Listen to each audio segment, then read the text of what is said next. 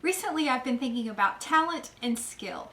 Yesterday, I stitched a set of boot tops on my old Singer sewing machine. My machine is not computerized, and I did 10 rows of stitching, 1 row at a time on these boot tops. Doing a project like this gives me plenty of time to ponder deep thoughts because I have nothing better to do than sit on my sewing machine and watch the needle for about 5 or 6 hours. What I realized is that talent is subjective. I can think I have talent, you can think I have talent, but someone else may disagree. It's hard to argue with skill though. When you see 10 rows of stitching like I just did yesterday, it's pretty obvious that I'm skilled. I've spent a lot of time on this machine. When I look at the work of another artist or craftsman, I realize that that's what I like to see, is skill. I admire talent, but I like to know that the artist took the time to thoroughly learn their medium so that they have the skills to accurately convey their vision. That's what I like about shoemaking. My talent has to be backed up with skill so that I can create functional art.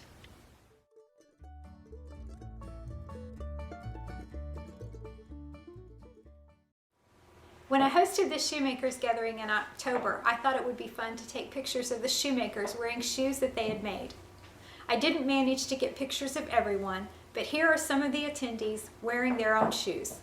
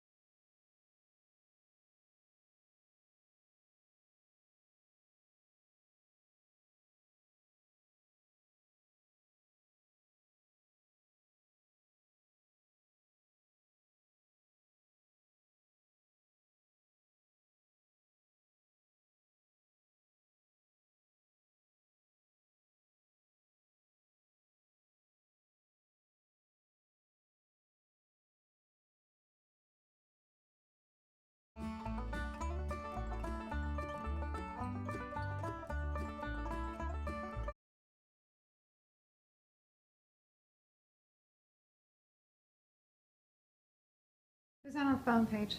There's just some woman wanting to know if you make moccasins. Because clearly your business is called Sorrell Custom Moccasins.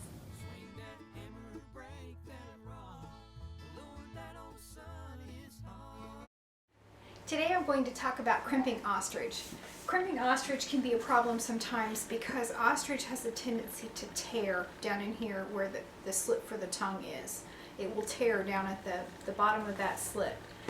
Now, one of the things that we talked about before is it's very important to end that slit with a hole instead of just cut a slit that doesn't stop at a hole. So the roundness of the hole makes it less likely to tear because there's really no place for the leather to begin tearing since it's round. But ostrich seems to find a way around that problem and tear anyway. What I do to alleviate this problem is I put a little reinforcement in behind the slit that forms the tongue. I'm going to reinforce that area of the leather so that it's less likely to tear. And I've created a little pattern here that just goes right around the slit. And I'm going to cut 4 of them because there are 2 vamps and they each have 2 slits.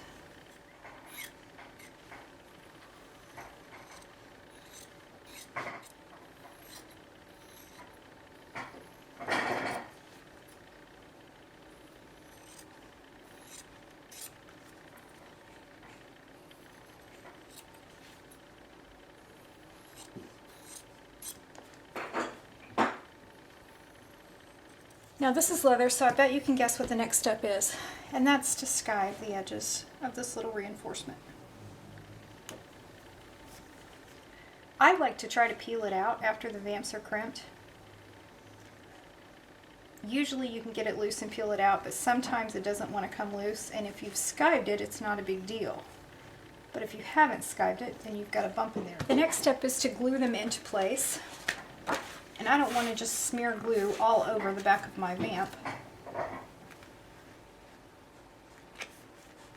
So I'm going to mark where they go.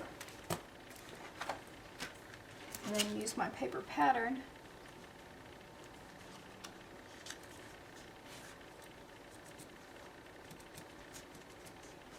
to mark exactly where the glue should be.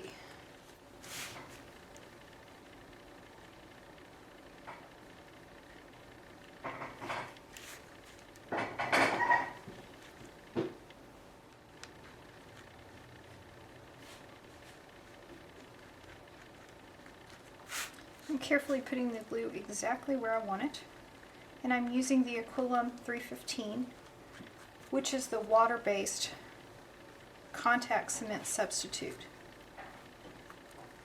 And that way, while I'm making this video, I don't have to worry about breathing glue fumes. Yay! See, look, I can hold it down with my finger if I need to. Now I've got glue on my finger, and it's not going straight to my liver. Again, hooray!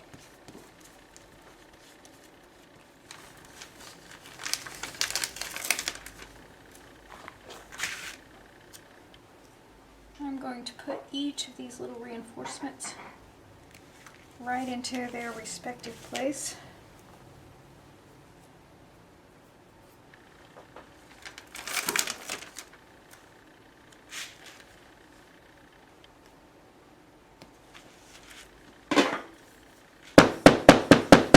There we go.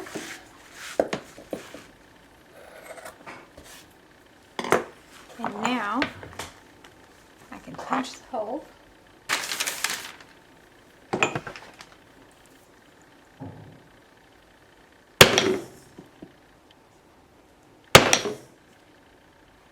going to cut the slit.